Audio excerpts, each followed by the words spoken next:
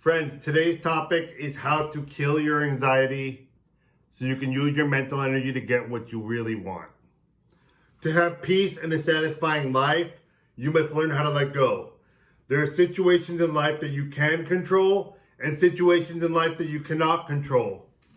When you choose to worry about things that you can't control, like other people, the news, your future, and your past, you're literally flushing your energy and brain power down the toilet. Being in a constant state of overthinking and worry will block you from manifesting what you deeply desire because your thoughts, when persisted in, become reality and your assumptions harden into fact. When you think about what you deeply desire and dwell in the feeling of already having received it, feeling the satisfaction and joy ahead of time without considering logic, reason, or what your current situation is, you will attract what you want quicker than you could even imagine. However, if you constantly dwell on the obstacles and what you don't like about your current reality, you will just attract more of what you don't want. This is how people get into vicious and tragic cycles of manifesting what they fear instead of what they really want. You cannot take divine action towards your best life if you don't start within. It all starts with your mindset. The power of gratitude is vastly underrated. Even if you're at a low point right now, if you have people in your life that love you, clean hot and cold water coming out of your tap, food in your fridge, a roof over your head, your health, if you're watching this on a computer or smartphone right now, you have something to be grateful for. If you can't choose gratitude and choose to be happy where you're at, then you block your desires and more love, health, and abundance from coming to you. If you constantly remember and acknowledge what is good about your life, you will attract more of what you desire. It's all about what you choose to give your mental energy to. The trick is to work diligently on the things you can control, then stop, rest, relax, and let go. Let God go to work for you behind the scenes. Faith is a belief and assurance in things not yet seen. Just because you can't see what you desire right in front of you right now does not mean it's not on the way. You cannot be attached to any specific outcomes. God may not give you your desires in exactly the way you visualize them. You have to keep unshakable faith that if your relationship, job, or any other situation doesn't work out, that something even better is on the way. Always remember, God's plans for you are bigger and better than your plans for yourself.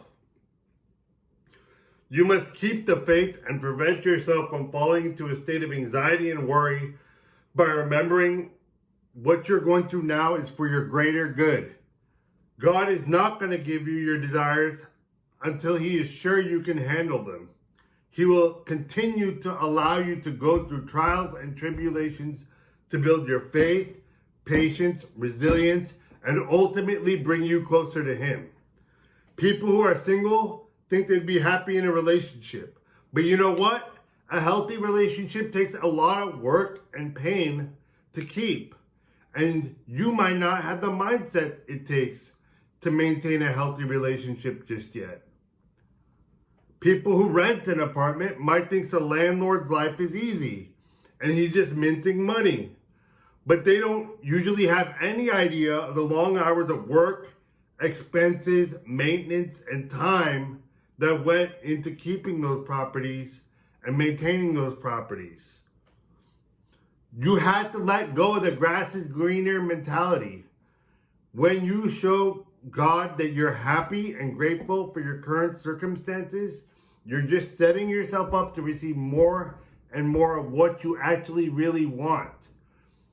Repeated thoughts of gratitude make you magnetic to the people, things, and situations that you desire. God created us with a brain to help us survive and thrive. But sometimes those very instincts that were made to protect us can cause us to experience chronic anxiety. In psychology, there's a term called catastrophizing. Catastrophizing is what people do with anxiety. What people with anxiety do as a protection mechanism to try and use logic and reason to try and avoid what they fear. Examples of catastrophizing include worrying about every way your partner could be unfaithful when you are apart, worrying about all the ways your child could get sick or hurt when they're at school, worrying about everything that could go wrong with your car before a long road journey. Thinking about everything that could go wrong puts your body and mind into a fight or flight response. Humans developed this response to effectively respond to immediate threats during the caveman times, and it helped them fight off saber-toothed tigers and survive in a hostile environment. In the caveman times, fight or flight was very useful for human survival, but the fight or flight response was never meant to be chronic. If you're in a chronic state of fight or flight, it increases cortisol, a hormone in your body that in excess doses causes extremely adverse effects, like inflammation, heart attacks, heart disease, weight gain, insulin resistance, and diabetes, just to name a few. To avoid being in a chronic state of fight or flight and the consequences that go along with that, you need to do everything you can to prepare for life and then let go of the outcome. No amount of preparation can guarantee a specific outcome. No matter how much work you do to prepare and how much you think about what could go wrong and how to avoid it. Once you've honestly worked hard and prepared for what you want, the next step is letting go of the outcome, having faith in what you can't see, knowing that God is working behind the scenes and his plans for you are bigger and better than your plans for yourself. Vulnerability can be a strength, my friends, if you let go of your attachment to the outcome. Everything worthwhile in life comes with its fair share of pain. Your partner will say and do things that deeply hurt you. Your parents probably did and said things that deeply hurt you. If you have a job you like, it probably took some effort and many failures before you got to that job. You can never, ever, ever control other people. You can only control yourself. When you enter into a relationship, you must choose to love fully and deeply, even though your partner could be unfaithful or leave you in the future.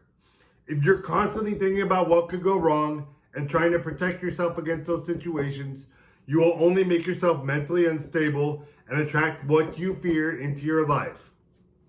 If you love someone fully, you have to accept that they might break your heart into little pieces. If you start a business, you have to accept that you might fail at that business and go into bankruptcy. No risk, no reward. Nothing ventured, nothing gained. In order to have the abundance, relationships, and lifestyle you want, you need to be willing to get hurt, be vulnerable, and step out of your comfort zone. It's only when you're willing to be vulnerable that you will be able to truly live, love, and receive what you truly, deeply desire. I love you all. I care about you all. I'll put my information below if you want to shoot me a question or book a session. I'd love to talk to you. You take care, and I'll be talking to you soon.